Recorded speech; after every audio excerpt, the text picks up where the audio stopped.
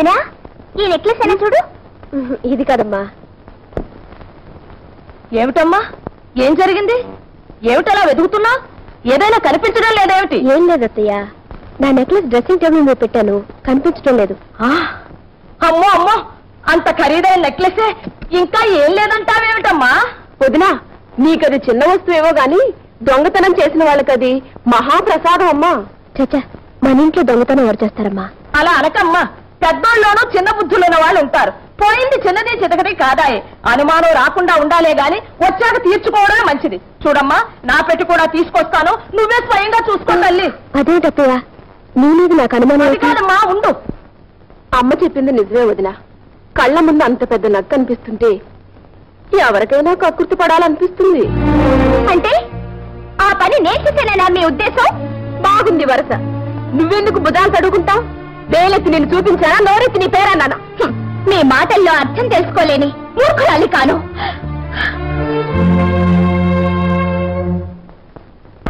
చూడమ్మా, బాగా చూడు.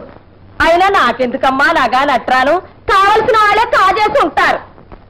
నా పెట్టి కూడా చూడదునా, నీ మనసులో లేకపోయినా ఎగదొచ్చే వాళ్ళు ఉంటారు. నాకు దొంగతనం చేయాల్సిన అవసరం గతి లేదు. చూడు, చూడు.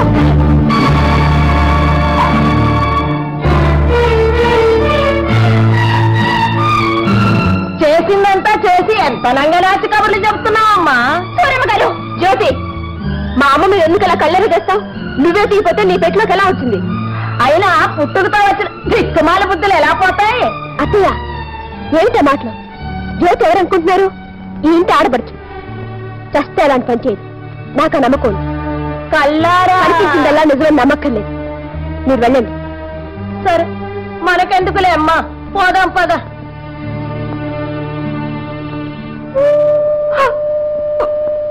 జ్యోతి, ఈ మాత్రానికి నువ్వు దొంగతనం చేయాలా? వదినా, కావాలంటే నేనెవను? చచ్చా, ఎంత పని చేశావు? అంటే నువ్వు నేను దొంగతనం చేశానని నమ్ముతున్నావా? కళ్ళ ముందు కనిపిస్తుంటే నమ్మద్దంటావా? లేకపోతే నెక్లెస్ నీ పెట్లోకి వచ్చింది? పెట్టలోకే కాదుదిరా, కొప్పిళ్లలో మనుషులు తలుచుకుంటే ఎక్కడికి పడితే అక్కడికే నడిచొస్తాయి. మీరు శ్రీమంతులు, పేదవాళ్ళం కావడమే మేం చేసిన పాపం. అంతే వదిరా, అంతే.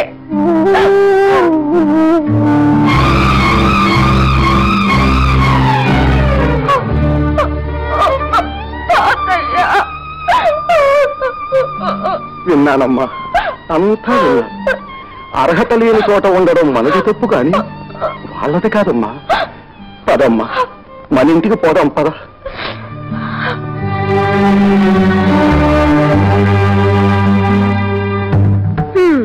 తిరగడైపోయింది. అబ్బా, అంతా నువ్వు అనుకున్నట్టే జరిగిందమ్మా. బ్రహ్మాండమైన ప్లాన్ వేశావు. నెక్లెస్ తీసి దాన్ని పెట్లో వేశావు, దొంగతనం అంతగట్టేశావు, వాళ్ళంతా వేశావు. లేకపోతే వీళ్ళింట్లో తిష్ట వేసి మన మీద పెత్తనం చెలాయిస్తారా? వీళ్ళంతూ చూడకపోతే నా పేరు సూరమ్మే కాదు. అబ్బా, మా అమ్మ ఎంత మంచిదా.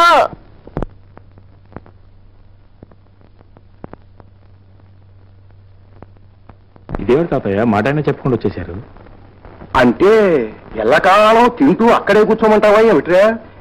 మనకి ఓ ఇల్లు అంటూ ఉందిగా. అయినా దూరంగా ఉంటేనే బంధుత్వాలు దగ్గర అవుతాయి. ఉండేది ఊళ్ళోనేగా. నిన్ను చూడాలంటే 10 నిమిషాలు పని. సరేననుకో. తాతయ్య, ఏమ్మా, అక్కడ ఏమైనా జరిగిందా? ఎవరైనా ఏదైనా అన్నారా? ఎవరూ ఏమీ అన్నదన్నయ్య. తాతయ్య వెళదామన్నారు, బయలుదేరి వచ్చేసాం. ఓ సింతేనా? మీరేదో చెప్ప పెట్టకుండా వస్తే అక్కడ ఏం జరిగిపోయిందో నేను భయపడిపోయాను. సరే, భోంచేద్దుగాని రా అన్నయ్య. అలాగే. వినిపిస్తుంది తమ మాట, కనిపిస్తుంది తమ అభయస్తం. ఓ అర్థం వేసుకుంటారు అనగా 50,000. బాబు, మా తాహత గారి ఊహించని విషయం. తమరేదో పరిహాసానికి అంటున్నారు కానీ వారి లాంటి వారు తమ